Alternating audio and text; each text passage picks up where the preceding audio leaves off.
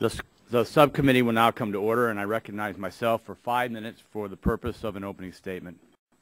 Today we continue the committee's efforts to understand the decision-making process at the NRC, in particular when it comes to the closure of Yucca Mountain. Specifically, we will examine the views and perspectives of the nonpartisan NRC staff that was responsible for conducting the safety evaluation and technical reviews of the license application for the Yucca Mountain repository, and the controversial efforts to shut this review down. This hearing will provide a public face on the professional people at the NRC who have labored tirelessly outside the public spotlight in good faith to carry out the Nuclear Waste Policy Act. We will learn about the human effort that has gone into planning for and reviewing the Yucca Mountain license, an effort that represents first-of-its-kind work. This is work to ensure a repository will meet the EPA standards for 1 million years. The NRC has worked for more than 2 decades to prepare for and to conduct the license evaluation. This important job has required dedicated staff representing a range of scientific disciplines to do the review with objectivity and integrity so the public can trust the work. There are geochemists, hydrologists, climatologists, various engineering disciplines, health physicists, volcanologists, I can't even say it, inspectors. The work NRC staff has put into Yucca Mountain license application has been, by all evidence, world-class, and we should expect no less from the NRC. Now, that very staff fears its work has been caught up in a dysfunctional agency which is threatening their ability to maintain public trust in the work they produce. We will hear from some of the people who would ensure that should NRC approve DOE's license application for Yucca Mountain, the repository will be safe. We should not forget how much money and human effort has gone into development of this project. To date, we have spent $15 billion, probably $500 million alone by the NRC.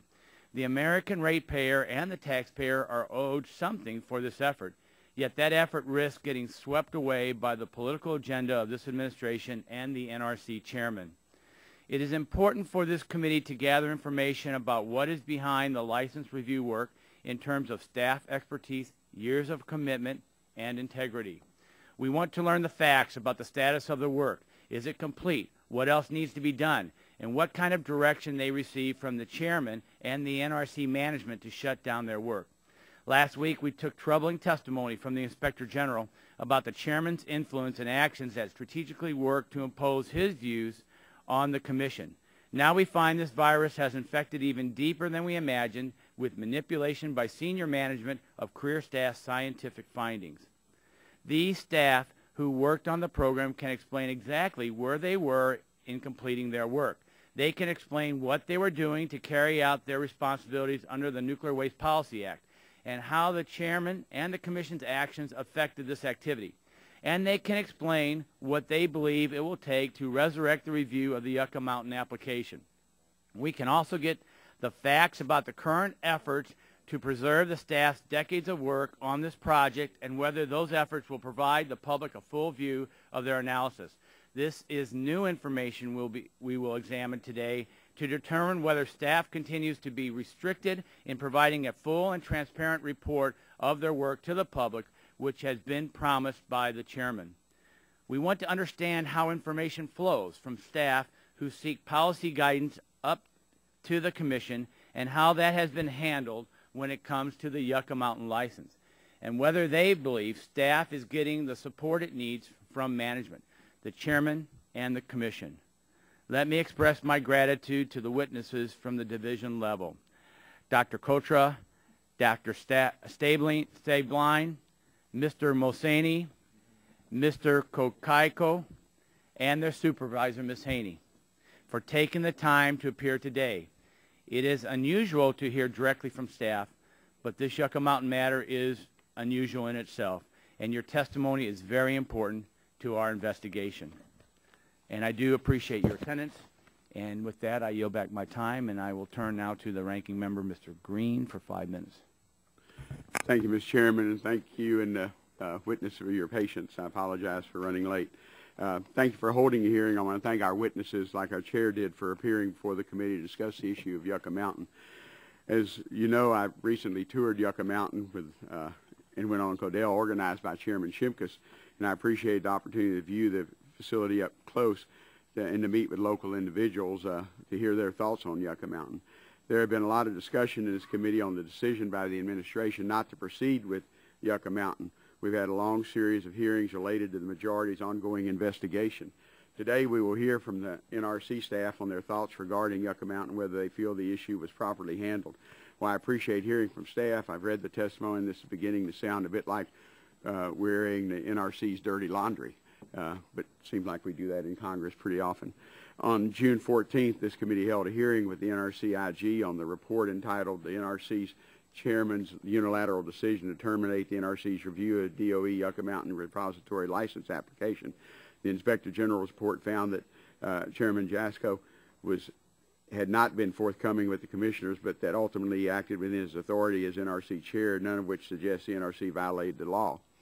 The report is also did not review whether or not the actual decision to close Yucca was appropriate. The report did shed some light on obviously internal issues with NRC that should be evaluated and addressed, in which we will hear about yet again today. I appreciate the chair's desire to continue to hold the hearings on Yucca Mountain.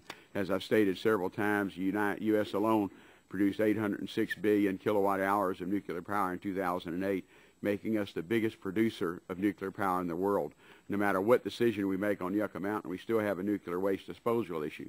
So the 25-year-old Yucca Mountain dilemma remains, and we need to resolve this situation sooner rather than later. However, a lot of the committee and personal staff in this room should be working on coal ash legislative negotiations right now, and at that time we're spent on this Yucca Mountain hearings, we could have been spent on other issues before our committee.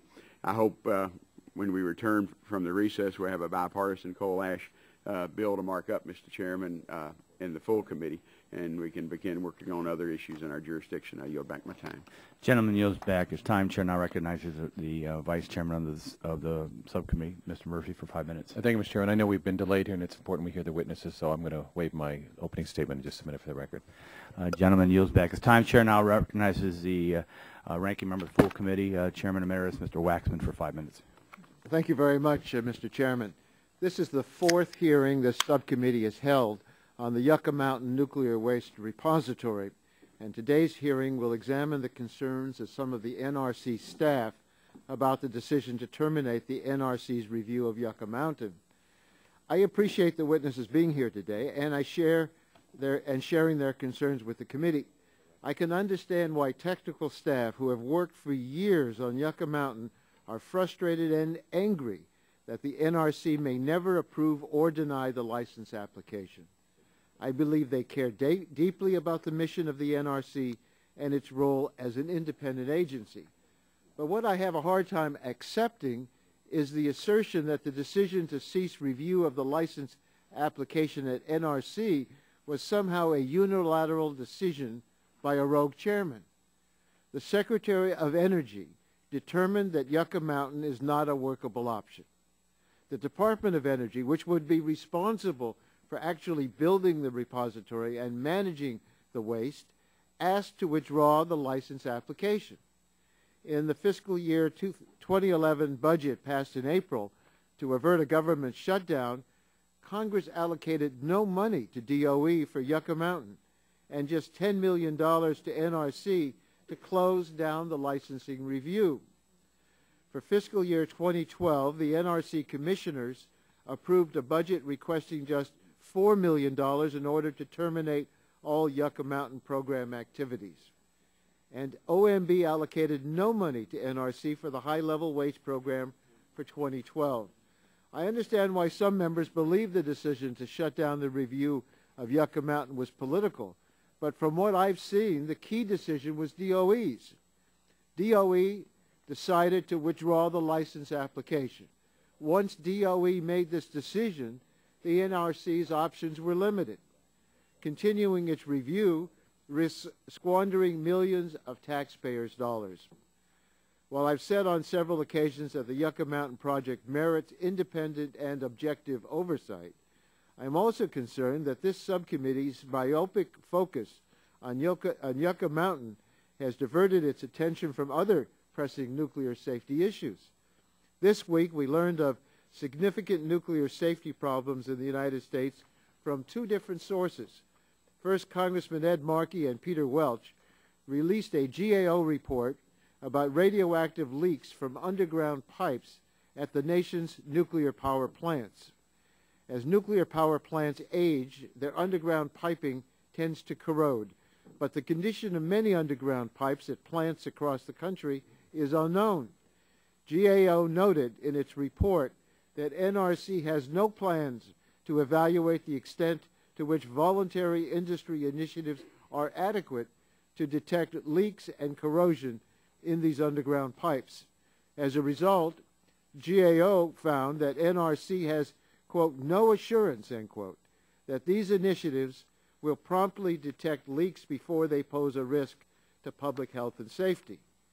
We ought to be holding a hearing on that subject.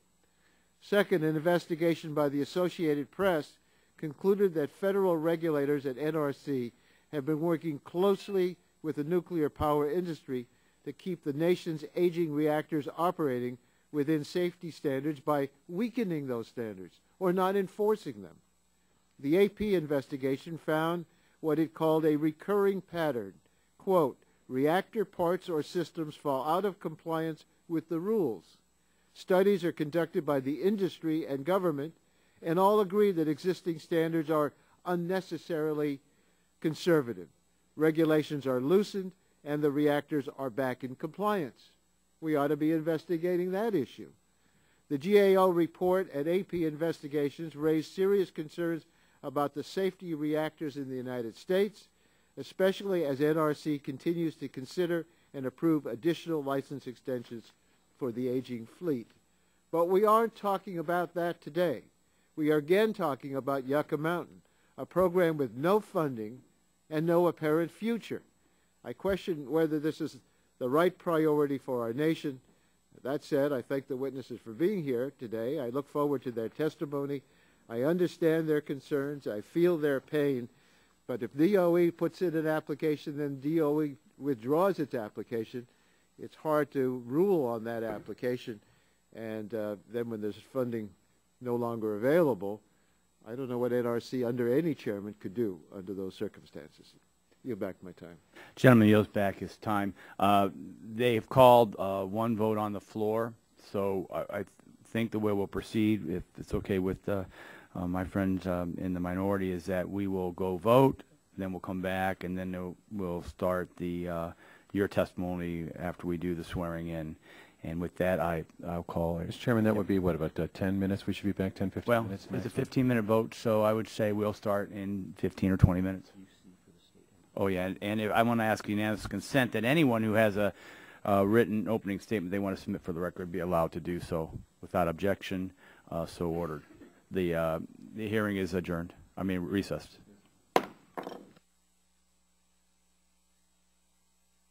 I'll call the hearing back to order, and you're at your desk, but the chair will call you the witnesses, which is Dr. Janet Thielen-Kotra, Senior Project Manager in the Division of High-Level Waste Repository Safety at the NRC, Dr. N. King Stabline, Branch Chief in the Division of High-Level Waste Repository Safety at the NRC, Mr. Abby Mosini, Acting Director in the Division of High-Level Waste Repository Safety at the NRC, Mr.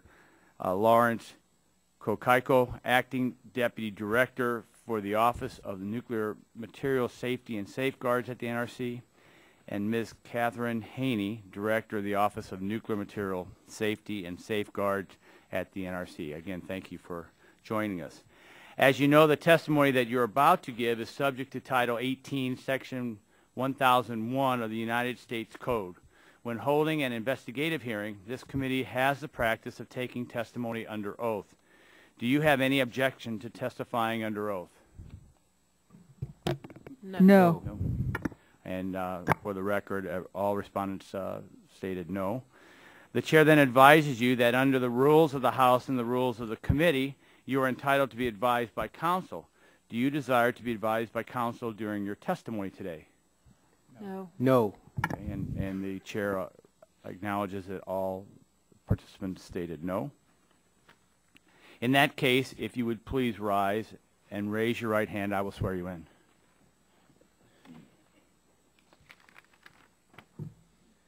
Do you swear that the testimony you're about to give is the truth, the whole truth, and nothing but the truth? I do.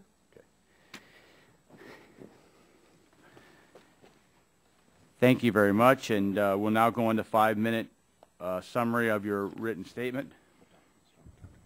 And we'd like to start left to right with Dr. Kotra. Thank you, ma'am. Appreciate you being here, and you're recognized for 5 minutes. Good morning, Chairman Shimkus, Mr. Green, and members of the subcommittee.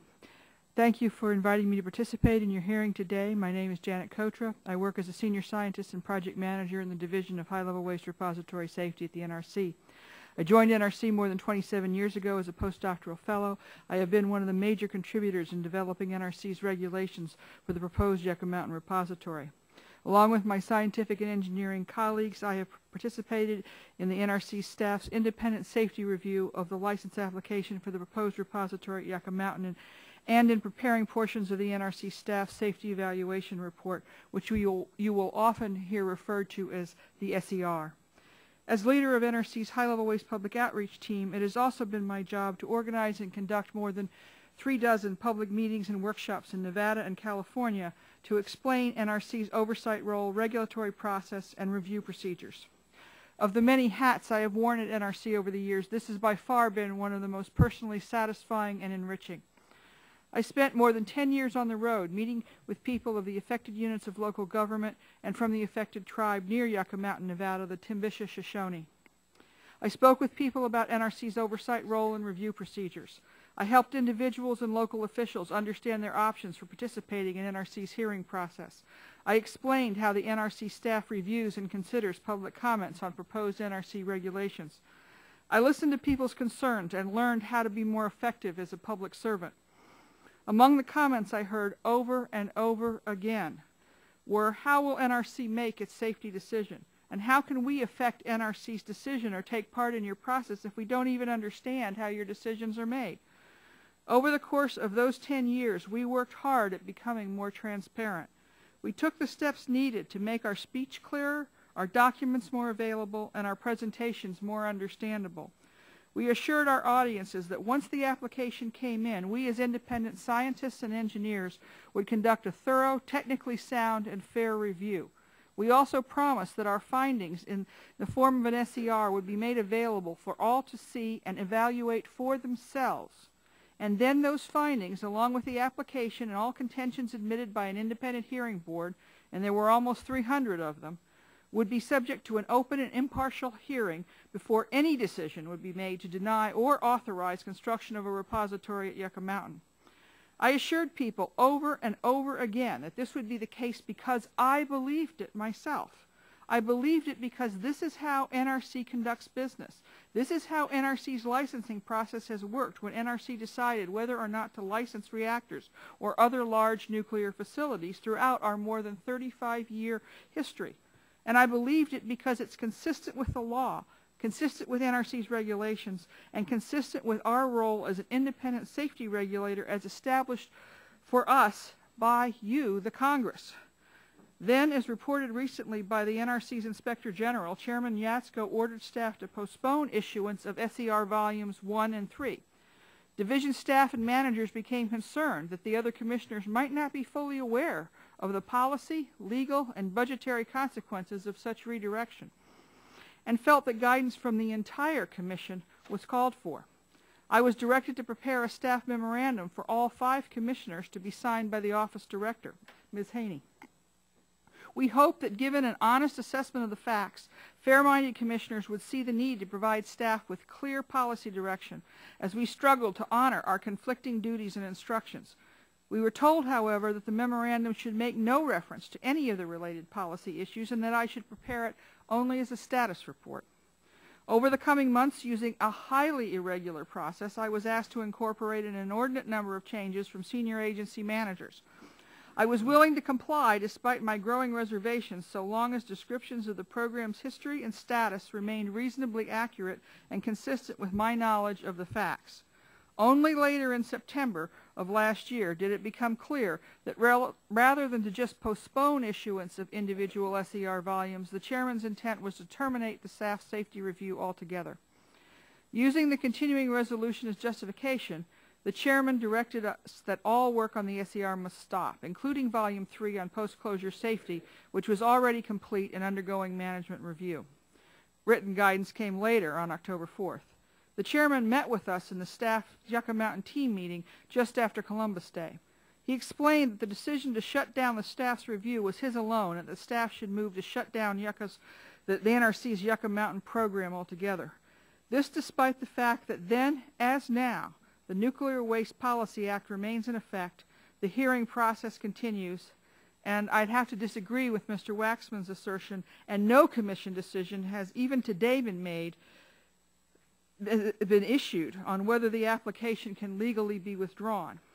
As the months wore on and work on the memorandum continued, formal and informal comments from the Deputy Executive Director for Operations, Chief Financial Officer, and General Counsel were incorporated. These comments repeatedly diluted or contradicted language prepared by the high-level waste staff and staff of the Atomic Safety and Licensing Board panel.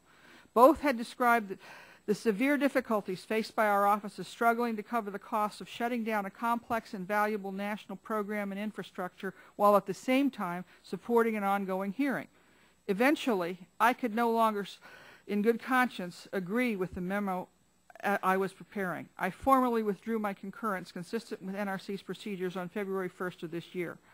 I did so because senior managers insisted on changes that to me implied that it was the NRC staff who voluntarily, or worse still on its own volition, terminated NRC staff's independent review of the Yucca Mountain license application and sought to end support for a full and impartial hearing to review the application. Gentlemen, to me, this was grossly misleading and unacceptable. My colleagues who worked tirelessly to conduct a fair, independent, and technically sound safety review and to prepare the required SER stood down from those obligations only with enormous reluctance and heavy hearts. Let me be very clear. We did not choose to abandon our duty under the law. We were directed explicitly by Chairman Yatsko to terminate our review. Yet on multiple occasions, I was prohibited from including in the status report any statement to that effect. The memorandum made no reference to the facts surrounding the termination of the staff safety review. Without this crucial context, the reader is left with the mistaken impression that the termination and orderly shutdown of the licensing review and hearing was the staff's preferred and well-considered course of action initiated by the technical staff. Nothing could be further from the truth. In closing, as a member of the NRC's technical staff, I remain deeply concerned that the groundbreaking regulatory work accomplished over so many decades by my colleagues not be lost or wasted. This seminal work is documented in the draft SER volume staff has prepared. Irrespective of what ultimately becomes of Yucca Mountain, preservation and dissemination of the results of NRC staff's review and findings are of critical importance to future decisions regarding disposition of the nation's high-level waste and spent nuclear fuel. The public deserves access to what we learned and accomplished during our safety review. If the Blue Ribbon Commission does indeed find that deep geologic disposal is inescapable as a solution for our nation's spent fuel and high-level radioactive waste, the lessons that NRC's technical staff learned from reviewing and evaluating compliance of the first license application for a geologic repository in the U.S. must be preserved, studied, and shared as the resources they truly are. Please help us, the NRC technical staff, keep the commitments we made to the public about the openness and transparency of NRC's safety review at Yucca Mountain. I implore you to take whatever action you deem necessary to allow completion and prompt public release of the complete, unredacted, and uncensored volumes of the NRC staff's SER. I want to thank you for your concern and attention to these important matters, and I welcome any questions you have. Thank you very much for your testimony. Now we'd like to turn to Dr. N.K. Stabline, Branch Chief of the Division of High-Level Waste Repository Safety. Sir, your full statement's in the record. You have 5 minutes. Good morning, Chairman Shimkus, Mr. Green, and members of the subcommittee. Thank you for inviting me to participate in your hearing today. My name is Dr. Newton Kingman Stabline. I've spent most of my 27 years at the NRC involved in NRC's pre-licensing and licensing activities related to DOE's efforts to support an application to construct a high-level waste geologic repository at Yucca Mountain. I'm currently Chief of the Project Management Branch responsible for leading the review of DOE's license application by the NRC staff and as contractor since 1987, the Center for Nuclear Waste Regulatory Analyses. The NRC received DOE's license application in June of 2008 and, after completing an acceptance review, docketed the application in September 2008. The NRC staff prepared to complete its review of DOE's application and production of its Safety Evaluation Report, or SER, within approximately 18 months by March or April of 2010. In March 2009, the Executive Director for Operations informed the Commission that because of reduced resources in the fiscal year 2009 budget and expected cuts in FY 2010, the NRC staff would complete the SER in FY 2012, 2 years later than the original schedule. The staff revamped its plans for the SER, opting to issue it in 5 separate volumes on a staggered schedule, with the first volume to be published in March 2010. In January of 2010, the staff informed the Atomic Safety and Licensing Board that the NRC staff would issue Volume 1 on general information and Volume 3, the post-closure volume, by no later than August and November 2010, respectively. The staff had Volume 1 ready for publication in June 2010, 2 months ahead of the August target. Around the same time, Chairman Yasko issued a memorandum to the EDO stating that it was in the best interest of the agency, quote, not to alter the schedule for the completion of SER volumes at this time, unquote, and directing that Volume 1 be published no earlier than August 2010. He added the subsequent volumes should be issued consistent with and not earlier than the schedule provided to the Commission in March 2010. Volume 1 was published in August 2010. Volume 3 could have been ready for publication in September, but because the chairman had directed staff not to issue it before November 2010, the final review steps leading to its publication were slowed. The staff expected to publish Volume 3 in November 2010 and the other 3 volumes by March 2011. However, on September 30th, the director of the Office of Nuclear Material Safety and Safeguards instructed NRC staff to transition immediately to closure of Yucca Mountain licensing activities and to cease work on the SER volumes. Within the next couple of weeks, the chairman met with staff and affirmed that it was his decision to discontinue work on the SER and to transition to closure activities, including the issuance of technical evaluation reports, or TERs, instead of the SER volumes. This decision had a profound impact on the Yucca Mountain team and its program. As a supervisor in this program, I am keenly aware of the agony experienced by the NRC staff as it dutifully followed the chairman's direction. Many of the staff have worked on the Yucca Mountain program for 2 decades or longer. To be denied the opportunity to finish the SER because of what appeared to be the arbitrary decision of one individual was wrenching.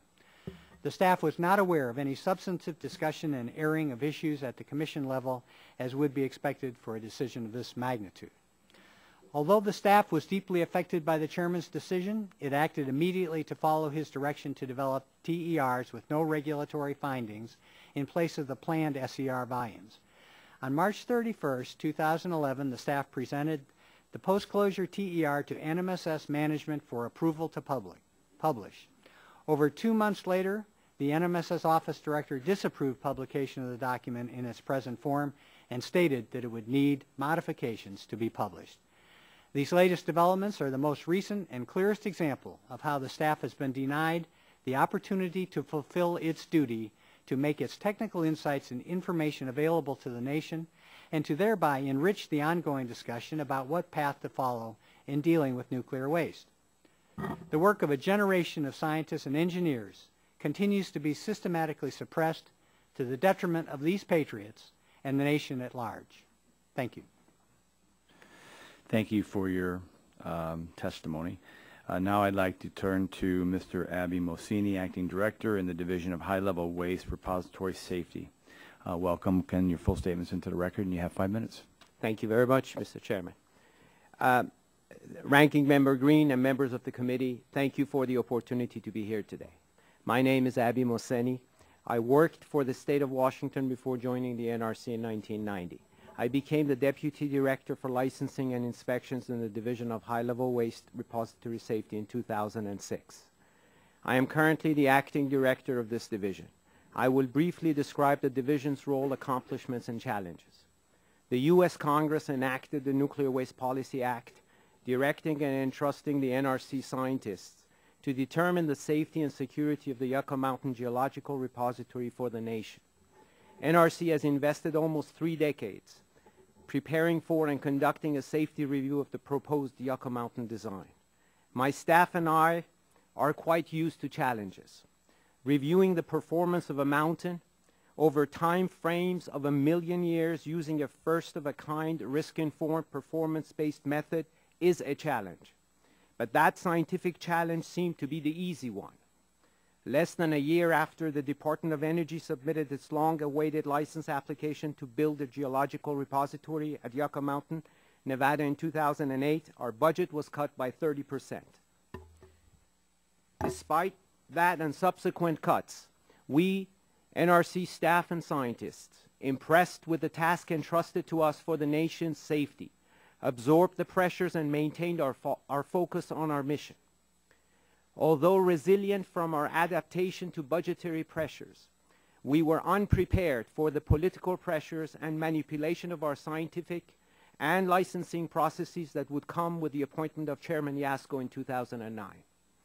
We believe that any political manipulation of the scientific and licensing process is an assault on the responsibility to the NRC mandated by Congress.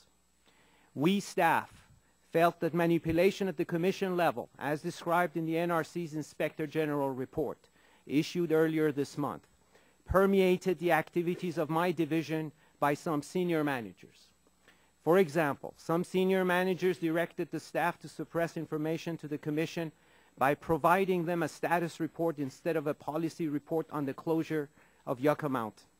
Whereas a policy report empowers the Commission with the staff's findings and recommendations required to make sound policy for the nation's safety, a status report merely informs them of decisions made, leaving the burden of discovery on individual commissioners.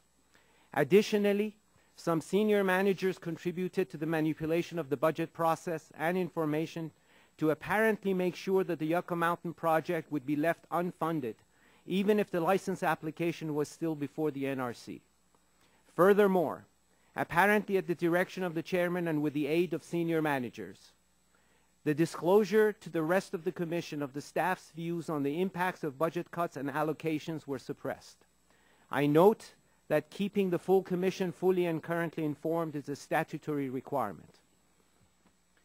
Despite being entrusted with independent decision-making, when confronted with these concerns by the Office of Inspector General, these senior managers essentially responded that the chairman's office made them do it.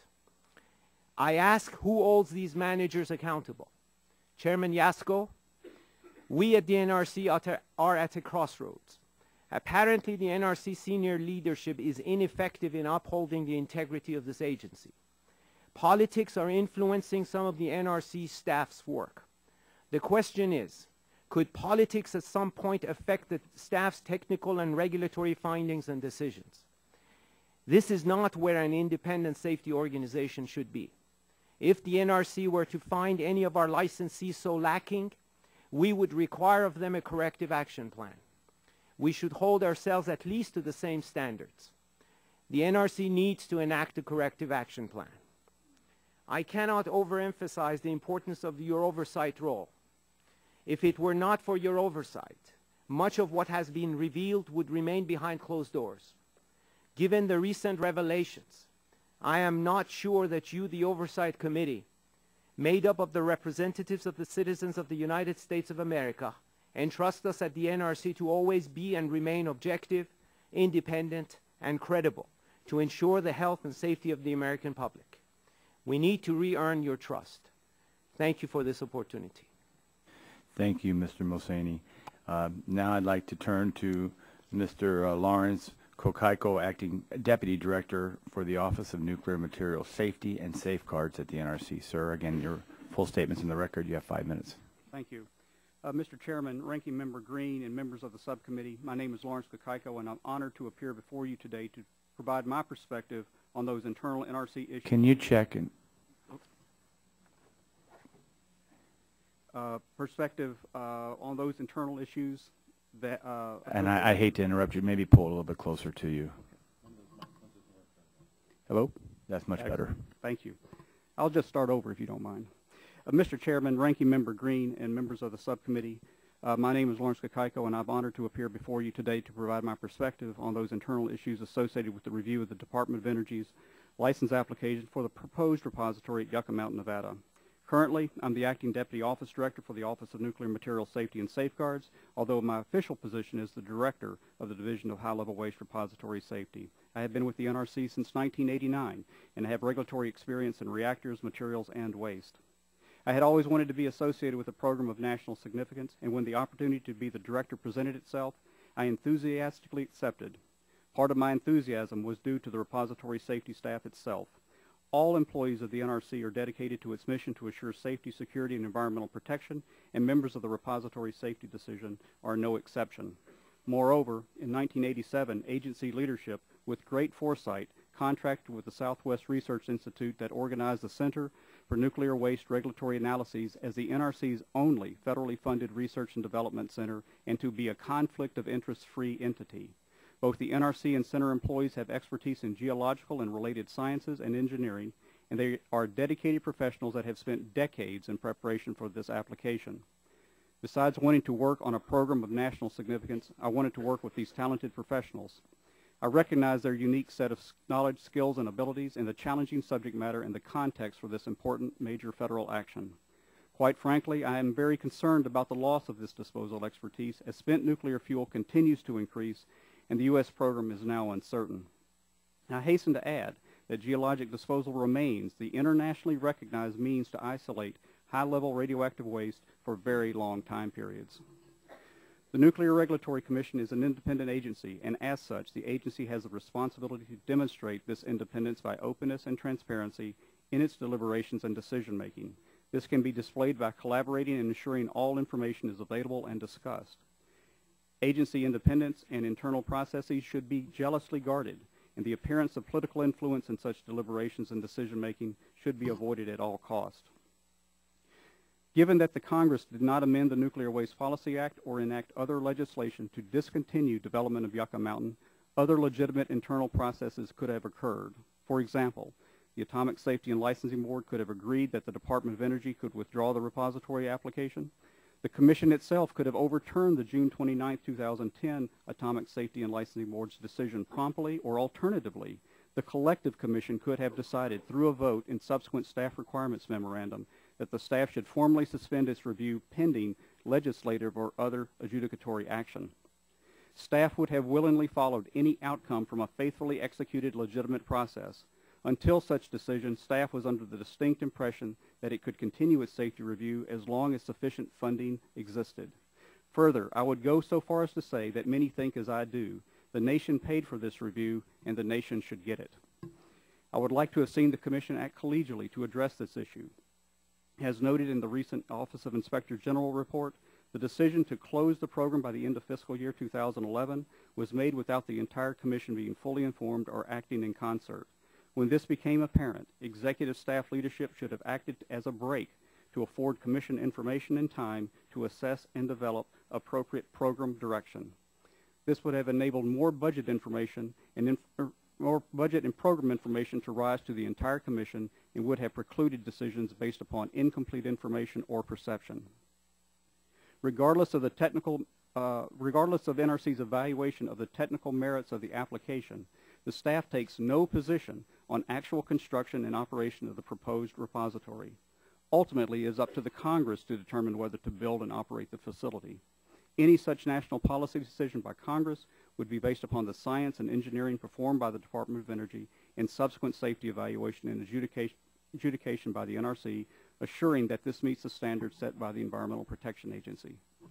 NRC requires complete and accurate information in all materials respects in relation to the repository license application. The Department of Energy has not identified a safety defect in the application, thus it remains valid and before the NRC. I believe science and scientific process must inform and guide NRC's regulatory decision-making. I further believe we have been open and transparent with our stakeholders with regard to our regulatory duties, as this chairman and this commission have emphasized. Technical staff associated with this program are dismayed by what has happened thus far, and we would hope the day comes soon when we can return to being boring regulators. For the record, this is not meant to be a pejorative remark. Our mission and our work are vitally important to the nation, and we take our responsibilities seriously. The agency should always be in the background as a fundamental pillar, assuring safety as our #1 priority, keeping in mind that we must be ever vigilant. This is not exciting work to many, but we all appreciate our roles as federal employees assuring the safety of our fellow citizens. This current situation is distracting and does the agency and its people no good. Thank you. Thank you. And we'll now turn to Ms. Katherine Haney, Director of the Office of Nuclear Material Safety and Safeguards at the NRC. Again, full statements in the record. You have 5 minutes, and welcome. Thank you. Good morning, Chairman Shimkus, Ranking Member Green, and members of the subcommittee. I am Katherine Haney. I'm the Director of the Office of Nuclear Material Safety and Safeguards at the NRC. I've held this position since May 10th of 2010, previously serving as the Deputy Director in the office. I'm responsible for management and oversight of 3 program areas at NRC: the fuel cycle safety and safeguards, spent fuel storage and transportation, and the high-level waste repository safety. I'm here today to discuss our activities regarding the NRC's regulatory oversight of the proposed Yucca Mountain high-level nuclear waste repository. The Department of Energy submitted a license application in June 2008 to seek authorization to construct a geological repository at Yucca Mountain. The NRC accepted the application for review in September 2008 and commenced a 2-pronged review process. First, the technical review of the license application by the NRC staff, and second, a hearing process before the Atomic Safety and Licensing Board. The results of the staff's technical evaluation are to be documented in a safety evaluation report. Before I was appointed by the Commission to the position of the Office Director in May 2010, the Department of Energy had filed a motion to withdraw the Yucca Mountain application before the Atomic Safety and Licensing Board. As a result, my predecessor had directed the staff to start planning an orderly closure as a contingency for documenting the licensing review while we continued our development of the remaining volumes of the safety evaluation report. At the agenda of June 2010, the Licensing Board denied DOE's request to withdraw the license application. This decision by the Board has been under review by the Commission since early July 2010. The staff issued Volume 1 of the Safety Evaluation Review in August of 2010.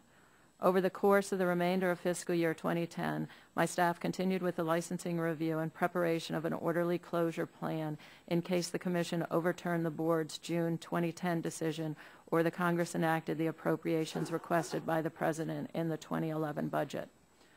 For fiscal year 2011, the President's budget requested $10 million for the closeout of the high-level waste program and no funds from the Nuclear Waste Fund for the Department of Energy's high-level waste program. On October 1, 2010, while operating under a continuing resolution and consistent with the direction from the Chairman, we began a process of transitioning to closeout of the Yucca Mountain program. Specifically, we began the process of documenting, preserving the staff's review, which included converting the remaining volumes of the draft safety evaluation report into a technical evaluation report. The objective of the TER is to capture the knowledge gained during the last 30 years in preparing for and conducting the Yucca Mountain licensing review.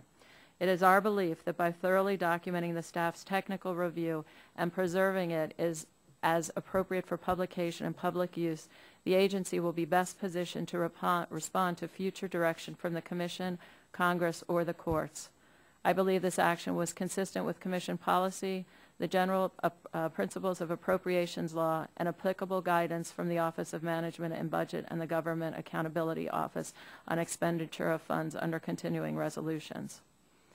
In September of 2010, my staff began to draft a memo to the Commission that would provide an update on the Yucca Mountain program.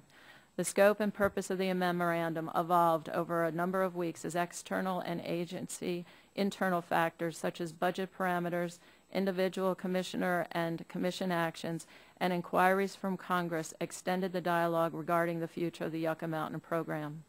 On February 4th, I signed this memorandum that provided the information I felt needed to be conveyed to the Commission to keep the Commission fully and currently informed. That memorandum outlined with some specificity the various actions completed, underway, and planned. These included converting the remaining volumes of the Safety Evaluation Report into a Technical Evaluation Report. Secondly, archiving and institutional, regulatory, and technical information amassed over nearly 3 decades of evaluation of Yucca Mountain. Redirecting the Center for Nuclear Waste Regulatory Analysis to focus its Yucca Mountain-related efforts on the preservation of knowledge and records management. Continuing to support the Office of General Counsel on any adjudicatory hearing-related matters. Videotaping interviews with departing and other senior technical staff for knowledge capture, initiating discussions with the General Service Administration and other government agencies about preparatory activities to close and decommission the Las Vegas hearing facility, and lastly, keeping the licensing board informed of the status of the staff's application review activities. Our efforts to thoroughly document and capture the knowledge from our Yucca Mountain activities continue with the goal of completing these activities by the end of fiscal year 2011.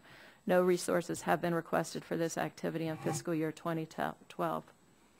As we've been proceeding with the orderly closure of the Yucca Mountain Regulatory Program, we have also been implementing our strategy for integrated spent fuel management.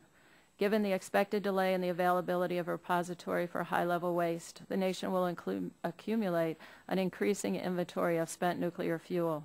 Consistent with NRC's mission of ensuring safety and security, the NRC's objective in this strategy is to develop the regulatory tools, analyses, and data needed to evaluate and support the safe and secure management of this increasing inventory.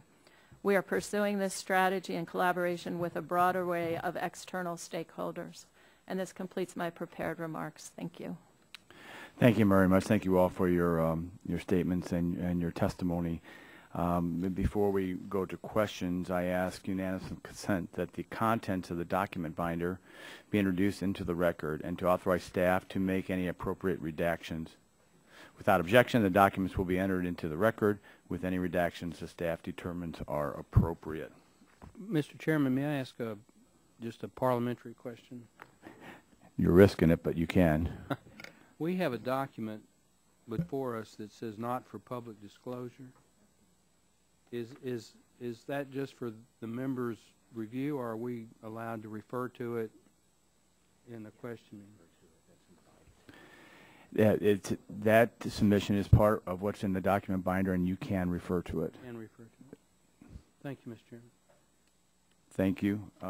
And now I'd like to recognize myself for first 5-minute round of questioning. Let me start with you, Dr. Kotra. Just to be clear, the Division of High-Level Waste Repository Safety is responsible for providing the technical analysis of the Yucca Mountain license application. Is that correct? That's correct, sir. So this is really where the bread and butter work on the license review is done, correct? Yes, in coordination with our dedicated contractor at the Center for Nuclear Waste Regulatory Analysis, as Mr. Kokako explained. And why is it important that the staff perform their work objectively and in a nonpartisan manner? I think it's absolutely vital that the decision makers have at their disposal a decision based upon science, objective, unbiased assessment of the applications put before the Commission for any facility based upon the principles of science, physics, and evaluated against the Commission's regulations. That's how this agency has operated for over 35 years. And you've been there 27 years. A big part of that 35 years. That's correct. You've also, as you in your testimony, you also spent a considerable amount of time in public outreach about the agency's work on the Yucca review. Is that correct? And what is the message about the NRC regulatory process that you've attempted to convey to the public? our independence, our transparency, our willingness to be open to contentions from parties, that yes, we do as thorough and as objective a review as our great body of scientists and staff and contractors will allow, but that's not sufficient.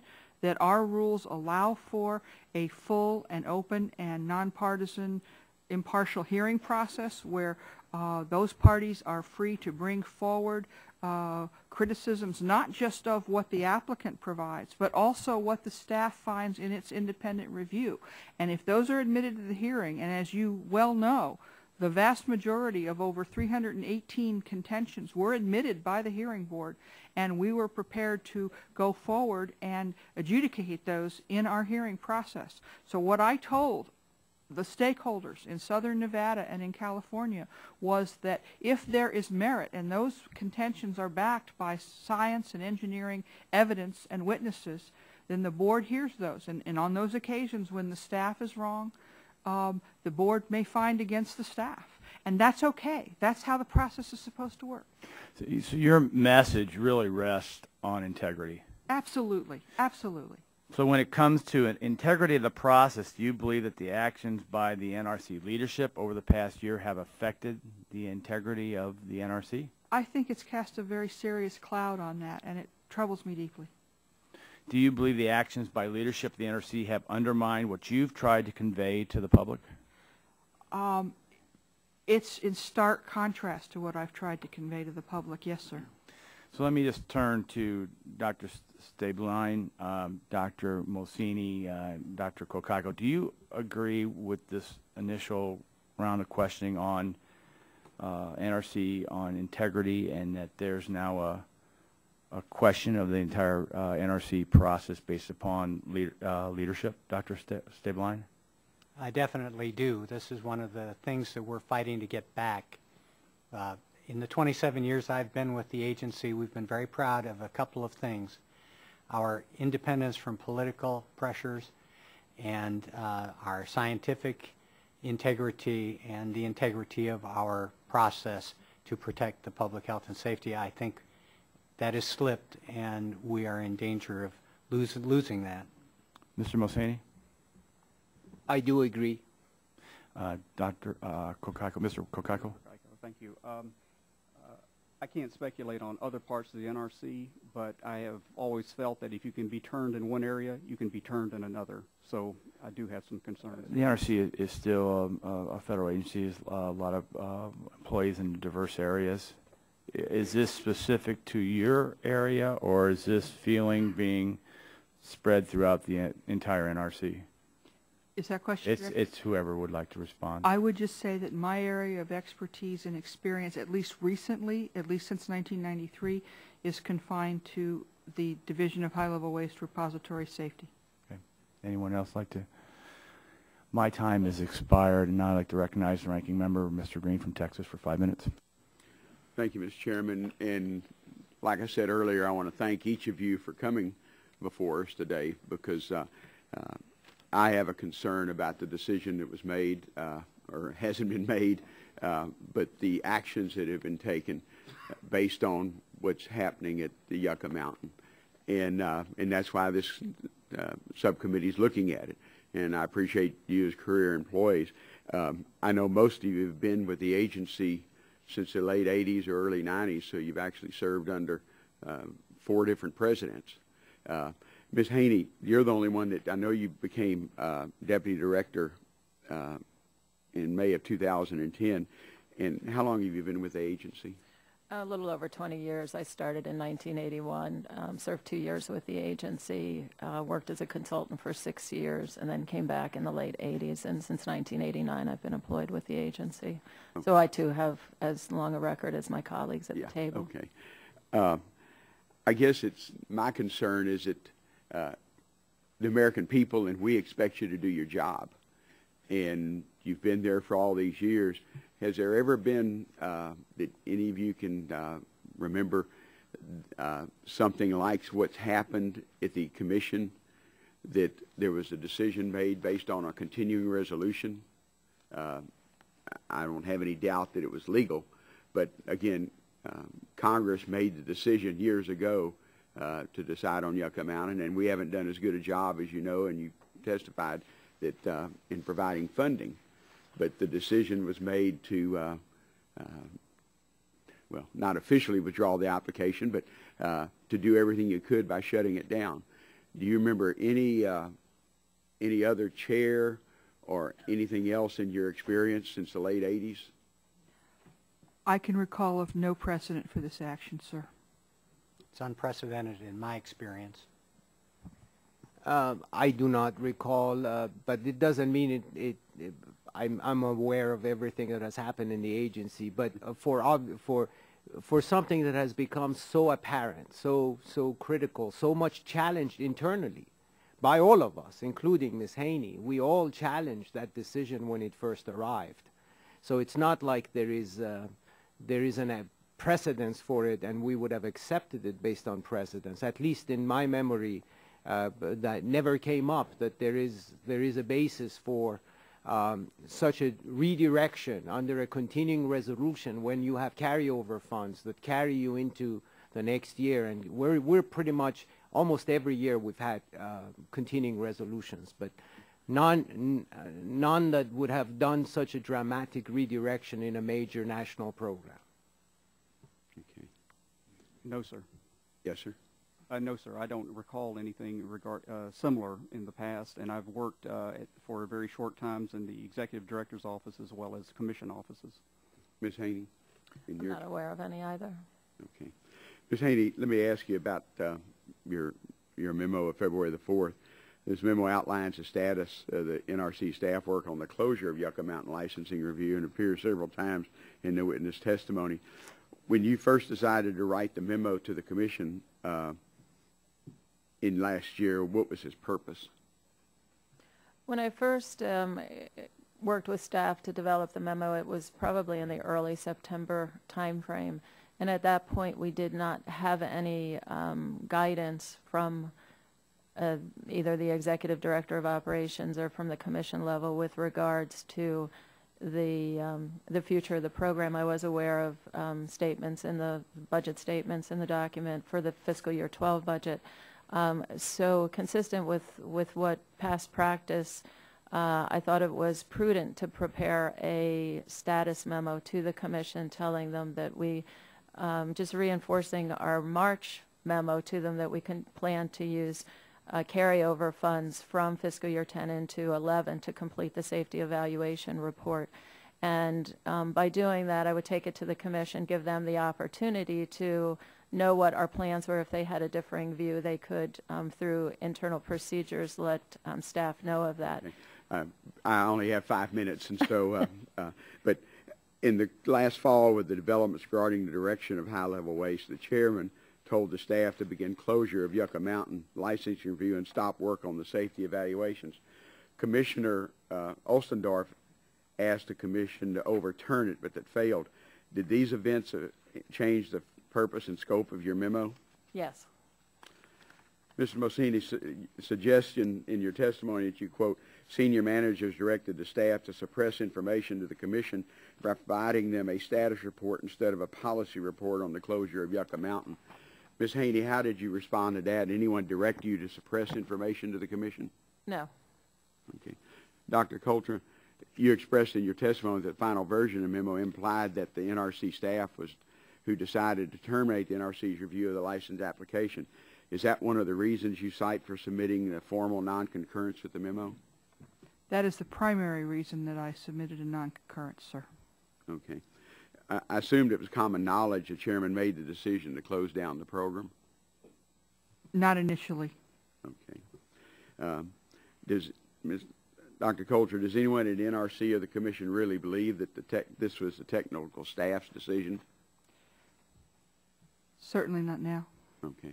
Well, and, Mr. Chairman, I know I'm over my time, but one, I appreciate you being here. I'm frustrated because we spent $15 billion in a decision made by Congress in the 1980s for good or bad, and we're just throwing that out and starting over again. And so, Mr. Chairman, thank you for the time. I thank my colleague. I'd like to turn now to the Chairman Emeritus, Mr. Barton, for 5 minutes. Well, I'm going to try to do it in 5 minutes. It's going to be difficult. I first just have some general housekeeping questions. I assume that y'all are all SES employees. No, sir. I am not. I am. All right, let's start over again. What are you? Each of you explain your status, the type of employee you are at the NRC. I'm a senior level project manager, technical staff. I am not an SES employee. Can you be? But you're. Is anybody here a political appointee? No. No.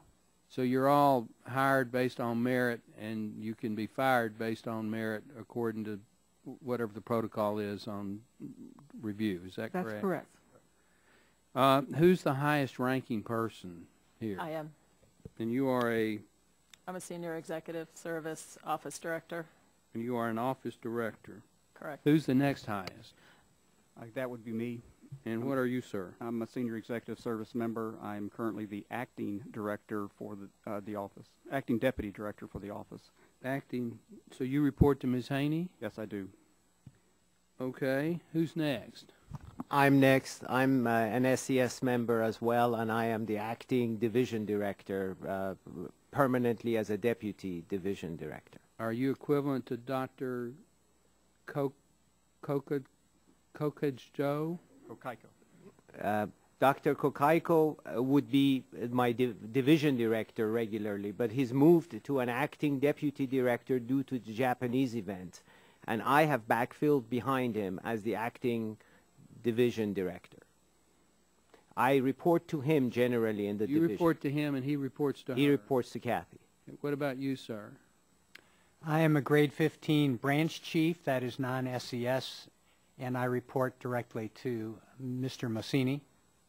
So it's just kind of going right up, and then you're the low lady on the totem pole. I most certainly am. I'm a grade 15 senior staff. I report to Dr. Stabline, and I have no one reporting to me. Okay.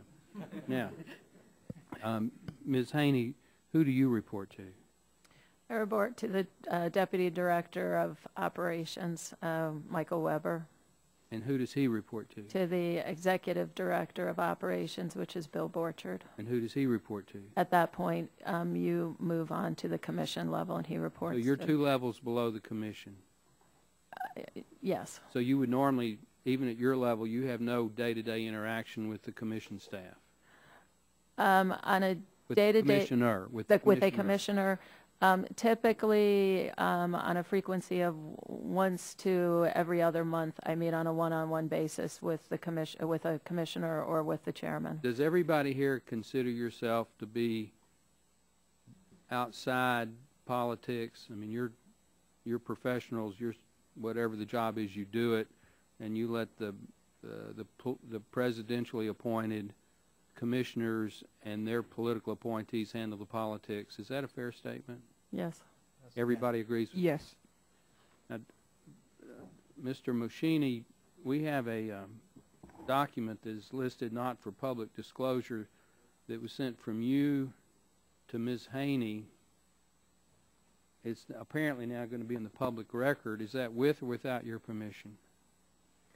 I did not release it myself. So it's without your permission? Yes. And it's sent to you, Ms. Haney, so I assume that it's been released without your permission? Correct. Okay.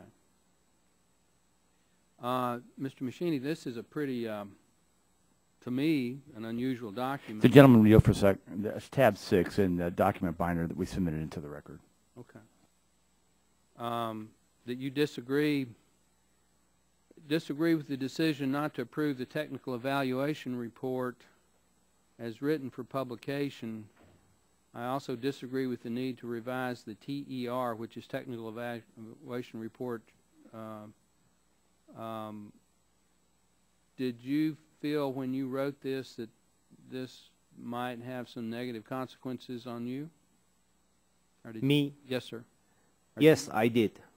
Okay. And when you received it, Ms. Haney, did you feel like that you needed to respond fairly emphatically, or that you would be put under some pressure from higher ups? No. You felt no pressure? The pressure is coming from, I have a desire to have the technical evaluation report released to the public. So the pressure comes from an internal desire to make that document publicly available, and as written, I was not comfortable with it being released to the public. So the pressure comes with regards to the document, not with regards to any of the content of the memo. Oh, my 5 minutes has already expired. Let me ask one final question. Do y'all feel like that the chairman of the NRC is acting appropriately within the statute with what he's done to try to shut Yucca Mountain down? That's a straight question. I do not agree with his decision of bypassing the rest of the commission and not making this decision as a policy decision where the entire commission would have actually vetted this decision, this important decision. It is the reasons I have that the law has not changed. We don't have time for your reasons. Yeah, okay. Well, I disagree with the chairman's decision to move Ms. in Haney, this do manner. you, I believe he's within his legal authority to make the decisions he's made. without the other commissioners' approval, you I think the chairman himself has that authority? Based on the knowledge and the reasons that he's provided for making that decision, yes. What about you, Mr. Kokako? No, sir. I disagree with the chairman on this. I would have preferred that the NRC implement its internal processes, which are available, to make this decision. I think it's of profound national significance, and it should have been done much more openly. Dr. Stablin, what's your position? I also believe that the entire commission should have had the opportunity to weigh in on such a major decision. And in fact, the IG report indicates, had they weighed in, the decision would have come out differently. Okay, and Dr. Kotra? Earlier in my career, I served on the staff of 2 commissioners and did a rotation for a third. And in all my experience working for political appointees in the NRC, I have never seen a policy decision of this magnitude handled in this manner. I disagree with this decision treated unilaterally by a chairman. It should have been a commission decision. Thank you, Mr. Chair, and thank you for the courtesy of letting me go over 2 minutes. The chair now recognizes the chairman emeritus, Mr. Waxman, for 5 minutes. Thank you very much, Mr. Chairman. I'd like to discuss some of the allegations raised in the witness testimony against Chairman Yasko and senior managers at the NRC. Mr. Mohseni alleges in his statement, quote, that senior managers contributed to the manipulation of the budget process to apparently make sure that the Yucca Mountain project would be left unfunded. And end quote. Mr. Stabline called Chairman Yasko's decision to terminate the licensing review process, quote, the arbitrary decision of one individual. These statements appear to leave out important players in this ongoing saga. In February of last year, the Obama administration announced that it planned to shut down the Yucca Mountain project. Not long after that, Secretary of Energy asked to withdraw the Yucca Mountain license application from NRC review. Ms. Haney, is that correct? Yes. Okay. In 2010, the NRC approved its budget justification for FY 2011, stating that it would use its funding to begin an orderly closure of the Yucca Mountain licensing activities. For FY 2012, NRC requested $4 million to terminate the licensing review. The Commission approved that budget request as well. Ms. Haney, is that your understanding? Yes. In addition, after the chairman told the staff to close out the Yucca Mountain licensing review last fall, Commissioner Ostendorf called a vote to direct staff to proceed with the license review and finish the safety evaluation reports. That vote failed when a majority of commissioners opted not to participate. Ms. Haney, is that your understanding? Yes. And Congress has weighed in as well. In April, Congress passed a continuing resolution that zeroed out funding for Yucca Mountain at DOE and allocated $10 million to NRC to close out the license review. I'd note that both Chairman Shimkus and Chairman Upton voted for the CR, and did not offer or even file an amendment to restore funding for Yucca Mountain. Despite this record, Mr. Mohseni alleges in his testimony that there is a conspiracy among senior management at NRC to do the political bidding of Chairman Yasko. So I will ask the question, Ms. Haney, has the chairman or his staff ever directed you or asked you to direct staff to change or suppress technical findings on Yucca Mountain? The chairman's never asked that. Thank you. I can understand why many of you are frustrated and upset by the end of this program after 4 years of hard work. While some may disagree with Chairman Yasko's decision to close down Yucca Mountain licensing review, it was hardly an arbitrary decision. The Commission and Congress voted on several occasions to move forward with the closure. It wasn't the chairman alone. It was the Secretary of Energy and the President of the United States and the Congress of the United States that decided to end the Yucca Mountain project, and that's where we stand at the moment. I just want Would the gentleman yield on just record. 1 second, just to follow up on a question? Yeah. The question you asked Ms. Haney, and she is under oath, the question you asked, did the chairman or staff, her response was the chairman did not. So I hope, can she answer the question whether staff had ever given her direction? I mean, Yeah, that's what your question was, the chairman and staff. Ms. Haney, your response was, and you are under oath, your response was the chairman has not. Nor has the staff. Okay, thank you. But if given the opportunity, with regards to, I am interpreting suppress to be to change technical findings. We did receive direction from the chairman with regards to the when we would issue technical documents, as noted in Dr. Stabline's testimony. But am I answering that the chairman or the staff did not give me? That's my interpretation of suppression, that he did not suppress technical information. Okay. But he did ask you, or his staff asked you to do what? With regards to the timing of the safety evaluation report being issued at the times that we had told the board that we would issue them. And my reference is back to Dr. Stabline's testimony. And is that something unusual for the chairman to talk about the timing and to direct the timing of release of certain documents? It is unusual. But again, I believe it's consistent with the authorities that he has as chairman. Mm-hmm. Okay. Thank you very much. Yield back my time, Mr. Chairman. And thank you, Mr. Waxman, for letting me intervene. The chair now recognizes the vice chair, Mr. Murphy, for 5 minutes. Mr. Mohseni, I read the Inspector General's report, and it seems that some NRC executives anticipated that during the continuing resolution in the fall of 2010, your department would continue its work on Yucca and the safety evaluation report. Allow me to read it for you.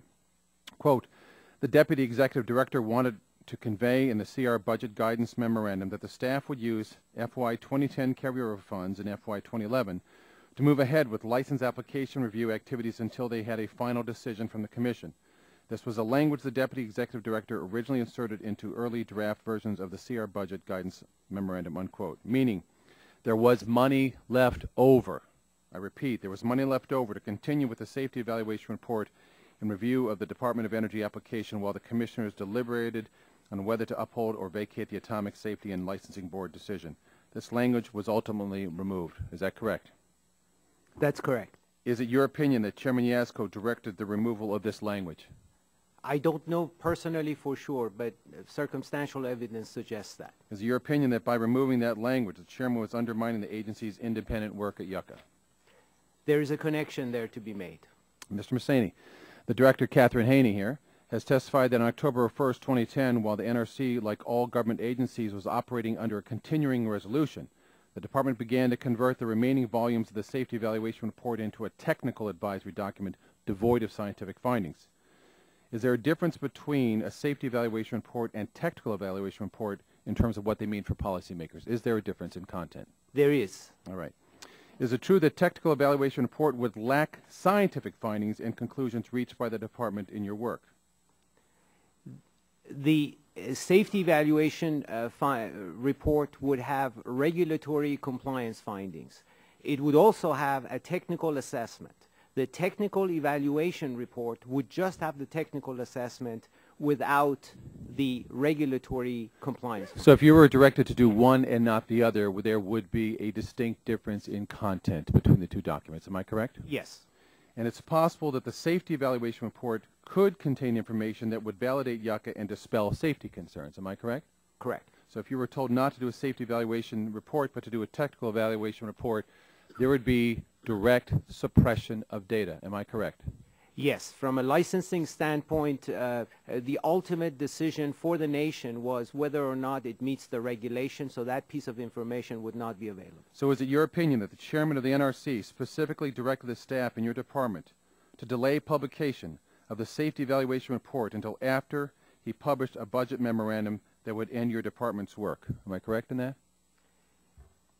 Let me just rephrase that, if you don't mind. Real quick, I have a whole bunch of questions. Yes, the safety evaluation report is tied to our litigation process.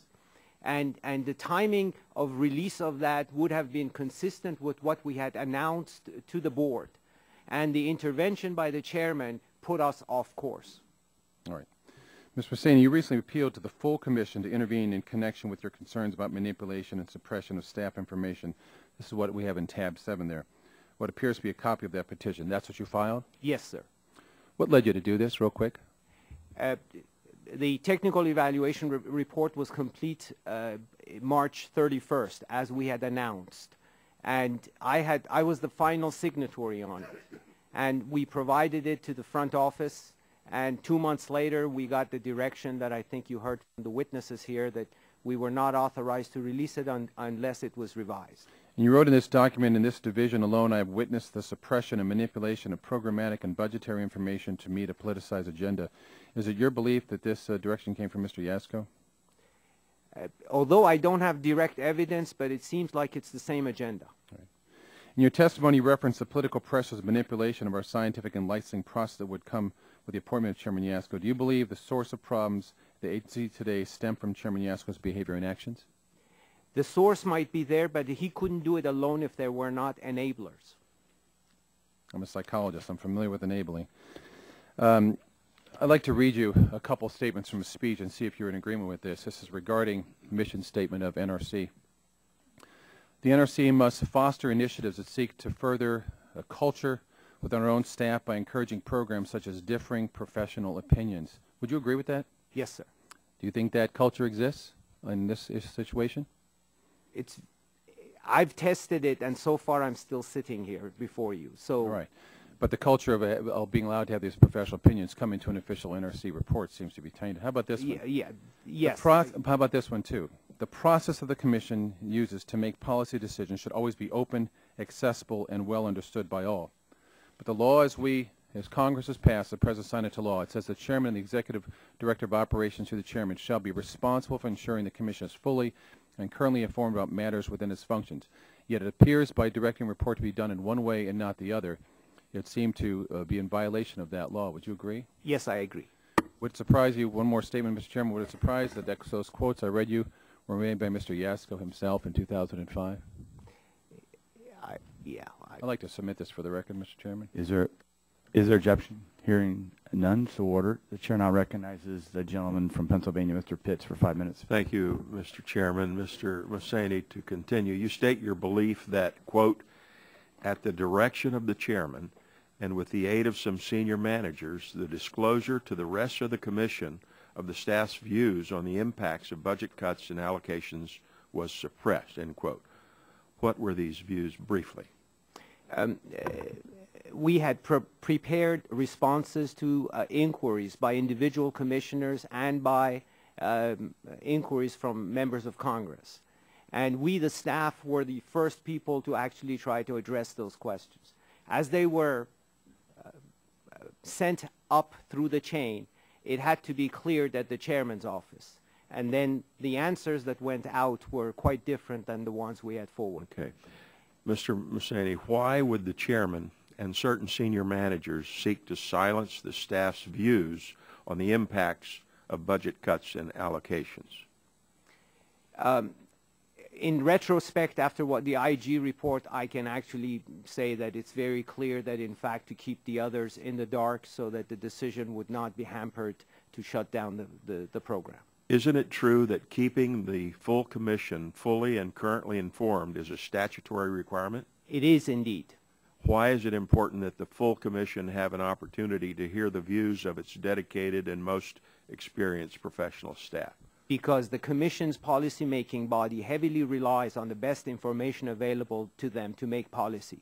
Once the staff deprives the full Commission of getting the full benefit of the thinking of the staff in terms of the options that the Commission has and the recommendation from the staff, it undermines the functionality of the Commission, and you will at best come up with a inadequate policy. Because you did not support with full information the integrity of the process by providing them with the best advice possible. Dr. Kotra and Dr. Stabline and Mr. Mossani, if you'll each respond, to what extent does NRC senior leadership contribute to problems of keeping information fully and currently from the Commission? And if you can provide a specific example of this happening to you with regard to providing information to the Commission about Yucca Mountain. Well, to the extent that I am given assignments to draft information that is going to go forward to the Commission, I have to satisfy the concurrence chain that goes up through my management. And ordinarily, there is a chain that starts at the bottom and goes to the top. The irregular procedure that I had to follow in the memo that we've discussed here today was the coming directly from the Deputy Director of Operation, reaching down to my level and making changes in the draft that would be seen by multiple layers above me is not how it's supposed to work. That basically the draft that was supposed to go through the concurrence chain in an orderly progression was not allowed to happen. There were over 100 different electronic drafts that were entered into our electronic record-keeping system before this memo went forward to the Commission. And that much of that was to incorporate changes that were provided, I am told, through this iterative process. And I don't know this directly, but it was through meetings that my office director had with the Deputy Director for Operations, and I could only surmise that this direction was coming from the Chairman's office. The Chair Emeritus wants to... The Deputy Director of Operations reports to the Director of Operations, who I assume reports to the Chairman? That's correct. To the Commissions? That's correct. So that are those two levels, are those political appointees, or are they civil service? They are career civil servants, but they report directly to the Chairman. Okay, thank you. Dr. Stabline, would you respond? The best example that I have is also this memo that Dr. Kotra worked on, because as her supervisor, I agonized with her over these changes we were forced to make. Thank you. Mr. Mossani, would you respond? Same. All right. Ms. Haney, would you supervise the other panelists appearing here today, right? Yes. Right. How do you respond to the concerns expressed by these senior NRC staff that the Commission is not getting full information? To the best of my knowledge, I believe the Commission was getting the information. Now, after the IG report is out, there's things that would call that into question. But at the time we were working on that memo, and I was the one that was directing the content of the memo with input from the Deputy Director of Operations. I felt the Commission was aware, based on my periodic meetings with the Commissioners. Well, knowing what you know as Director and knowing what the Commission does not know, do you think all policy and budget matters concerning the Yucca license activity have adequately been communicated to the Commission? I do believe that. What's the reaction of the other three of you? I find that hard to believe.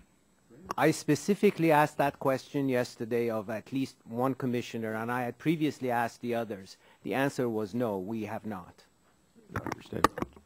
Yes, I agree with what Mr. Mossani said. My time is up. Gentleman's time has expired. Chair now recognizes a gentleman from Ohio, Mr. Latta, for 5 minutes. No, he's not on the subcommittee. Well, thank you, Mr. Chairman. I appreciate the time, and I appreciate our panelists here today. And every one of these hearings I sit through, I can't say that I'm not even more amazed at what's going on out there. As the chairman had stated about a dysfunctional commission, and hearing what the inspector general is saying, and saying that a chairman is not forthcoming in the information to his fellow commissioners, is just beyond belief. But if I could, Mr. Massaney, if I could ask you this, what is the technical evaluation report for post-closure safety? It's the staff's collection of learning that has contributed to our original safety evaluation report, minus the regulatory compliance findings. So it has I don't know, 400 or 500 pages of serious technical assessment of the performance of the mountain once it's closed. It's the post-closure 1 million year assessment of its performance as proposed by the Department of Energy. Okay. And according to the February 4th memo to the Commission, was the document to be released on March 31st? Was the document to be released by March 31st? It had to be completed by March 31st and probably within days to be released, yes. Okay. And was the TER manuscript completed by March 31st? The staff completed it, yes. Okay, and also in one of your memos that you had sent on June the 3rd, you stated that this was not a draft. It was it was final, and it was completed on around the 31st. Do you still stand by that? That it was yes, final? Sir. Yes, sir. And also, are you the signing official on that document then? Yes, as acting division director, I'm the final signatory on that document. Okay, let me ask you this. Director Haney had mentioned that she believed that the Commission was getting the information, but looking at some of these documents that we've received, one dated on June the 20th that you had sent to all the commissioners a request for Commission intervention. Why did you send that?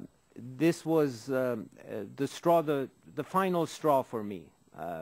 I had observed the testimony of the individual commissioners in response to the IG report, and then this event about the TER occurred, and I could not give the benefit of the doubt anymore to the senior management above me to actually perform what we were supposed to be performing.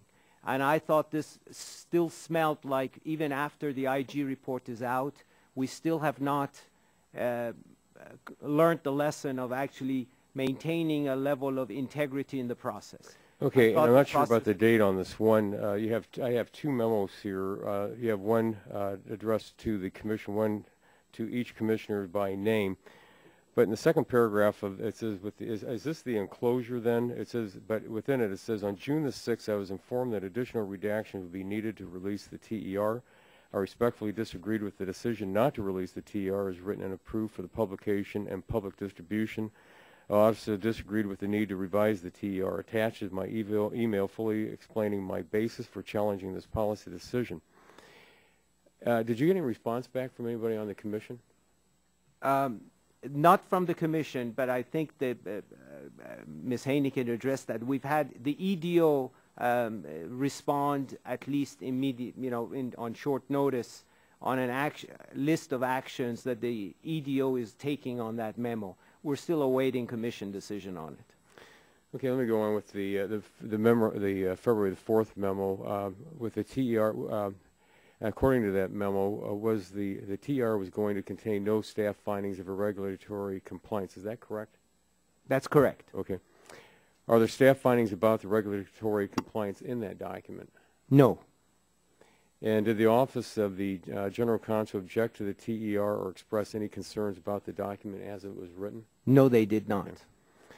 But even without regulatory findings, this is an important scientific document reflecting the judgment and analysis of the NRC technical and scientific staff. Is that correct? That's correct. And I'd also assume that any efforts to edit the scientific analysis would be frowned upon by the division staff. Would I be wrong in that assumption? No. Okay. Dr. Haney, if I could just ask you, on the February the 4th report, does not contain any regulatory findings. Why have you not allowed the division staff to release the TER? Because when I looked at the technical evaluation report and compared it to the safety evaluation report, I felt that there were similarities between the two documents and that it actually did contain the findings. So I asked for some minor changes, and I would emphasize they were minor changes to further separate the documents.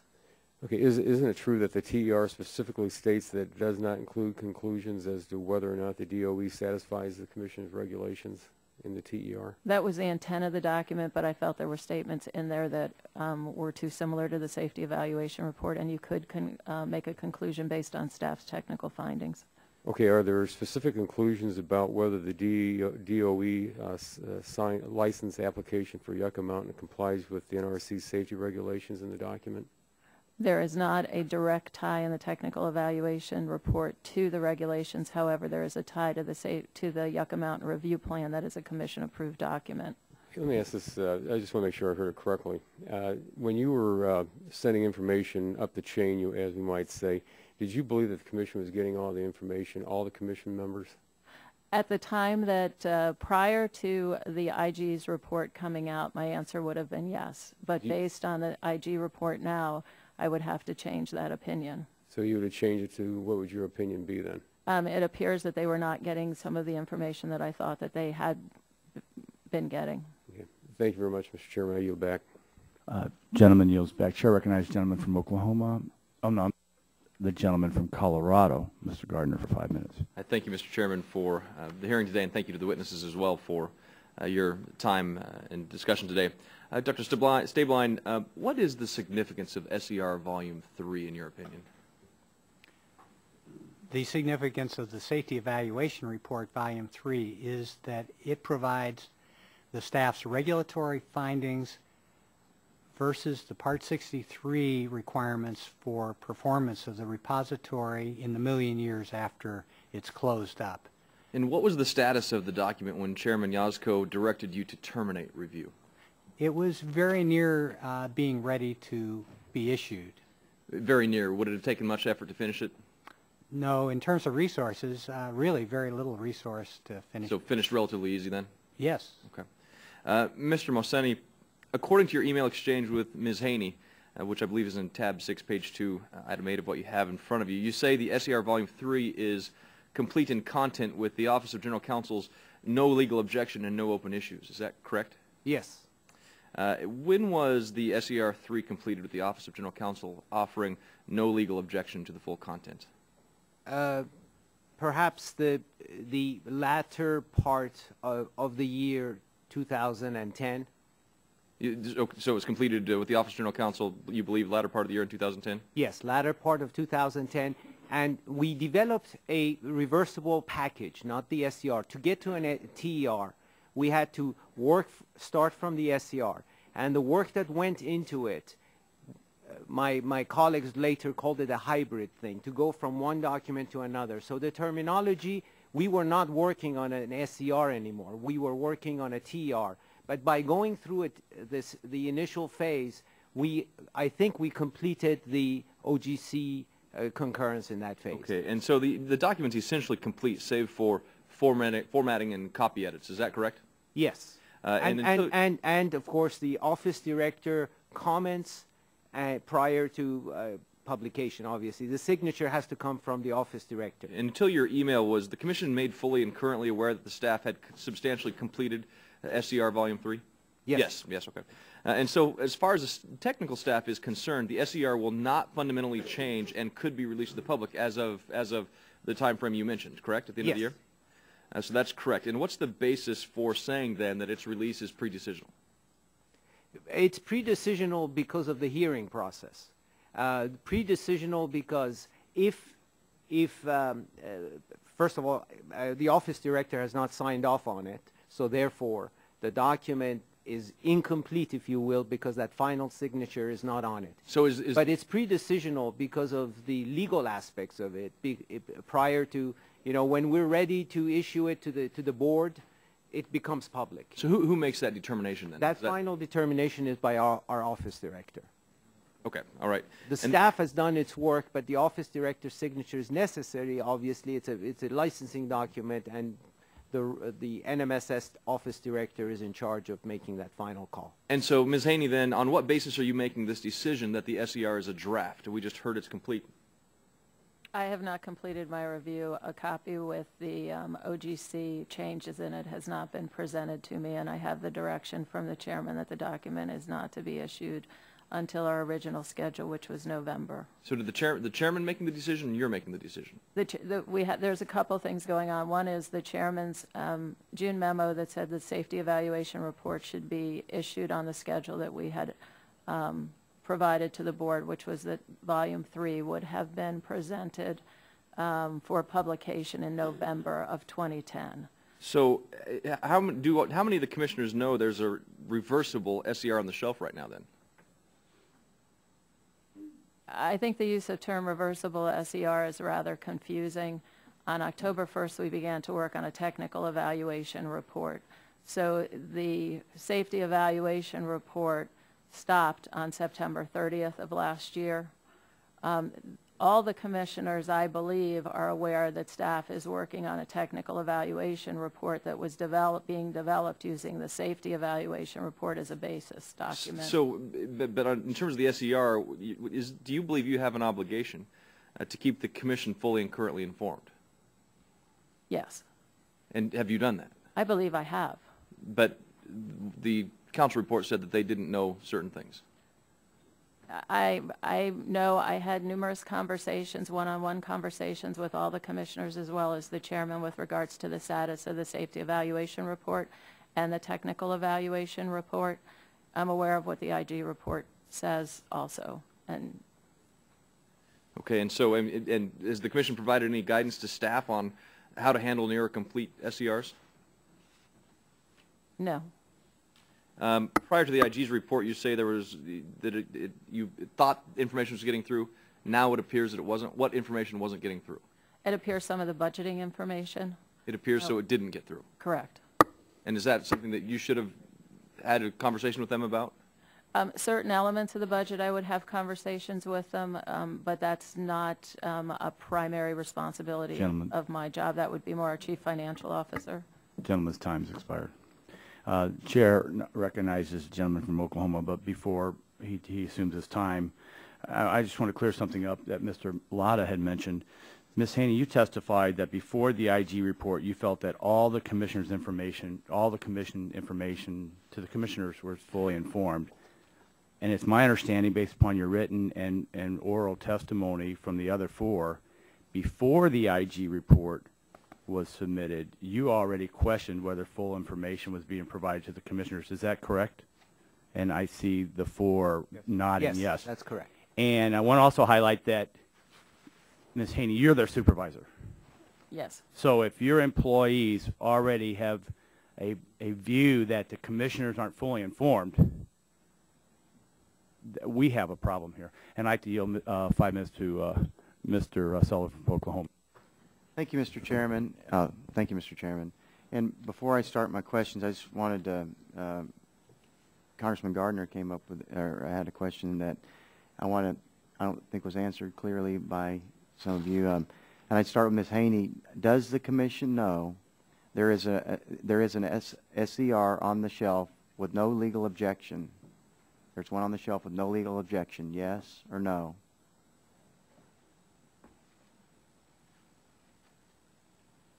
They are not aware that there is a no legal objection. They are aware there's an SER on the shelf. So that'd be no? To answer your full question, it would be no. Okay. And Mr. Kokako, could you answer that same question? Does the commission know there is an SER on the shelf with no legal objection just sitting there? I agree that no. No? And Mr. Moschini, could you answer that question, please? I should say I don't know. I'm now very confused what they do know and what they do not know. It's hard to tell exactly. Some of them may know, some may not. That sounds like a problem, doesn't it? It is. If the gentleman would yield for 1 second. I yield. But it is part of the law that the commissioners have to be fully informed. Is that correct? That's correct. I yield back. Thank you, Mr. Chairman. Last week, we took testimony from the NRC Inspector General, who painted a disturbing picture of the chairman's behavior and actions. Are you all familiar of this report, yes or no? And I'll start with you, Ms. Haney, and go down Yes. the line.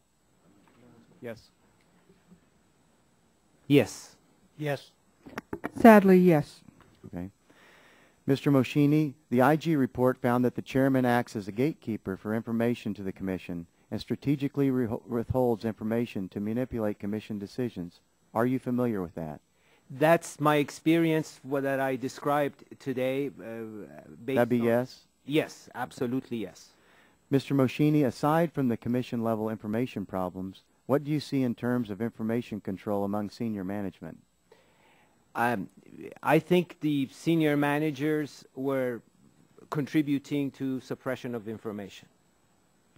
To what extent does information control and suppression permeate the activities of your division? And would you elaborate? Well, one is the famous memo we've been talking about, where it should have been a policy decision for the commission to make, and we should have developed a policy paper, which is the basis for my non-concurrence on that memorandum. Another one is the TER, another one is the budget. The budget was influenced adversely by management above me, so the information would not get to the entire commission. Similarly, the programmatic impact of the budget or other decisions would not get up, because we never developed a policy position to recommend to the commission for the entire commission to understand fully the implications of what was going on. So for the past 2.5 years, the commission has never received the full information to my knowledge. That's amazing. Dr. Kotra, Dr. Stablein, and Dr. Kokako, would you agree with Mr. Moschini on this? And could you add to his perspective? I have served on the staff of 2 commissioners. I am well experienced in both drafting as well as reviewing policy papers for commissioners. I was fully prepared to draft an options paper and wanted to draft an options paper on this very important issue. It was not an opportunity I was given. I was told to write only a status paper. There were so many policy ramifications that we were trying to sort through, and it was turned into a status paper. Like I said in my testimony, it was with great reluctance that I agreed to do that. I voiced my preference for an options paper, but went forward as long as the status was accurately described. Dr. Stablein? I agree with Mr. Moschini and believe his examples are the most apropos that I'm aware of. Mr. Kokako? As I replied in my response to Mr. Moschini, which was formally required, I did tend to agree with him, and I think, as it turns out, that I was correct in that. Ms. Haney, what commission policy guidance directs staff to strip out regulatory findings of the safety evaluation report to create the TER? As far as I know, I don't think there's any precedence for this.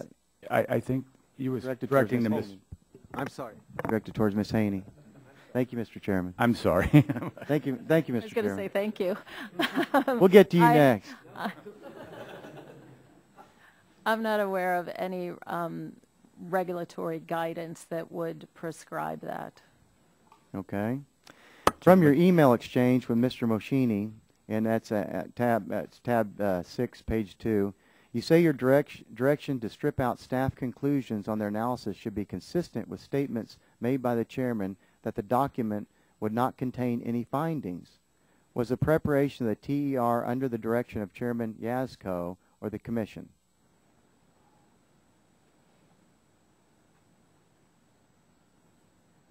The preparation of the technical evaluation report would be under the commission.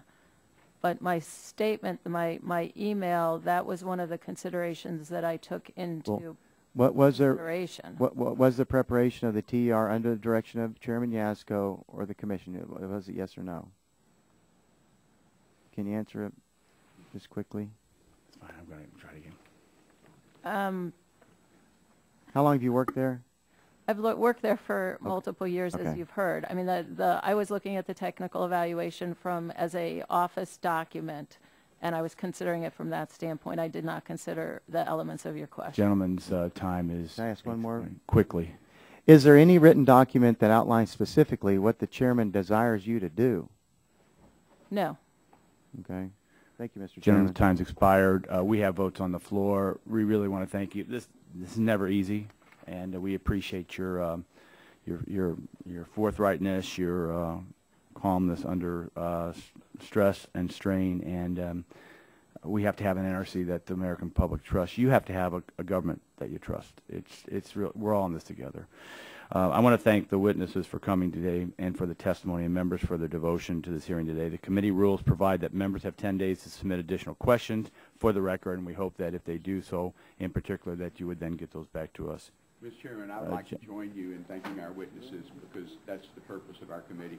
And you heard a lot of both our opinions, but also our questions, and appreciate you being here. The hearing stands adjourned.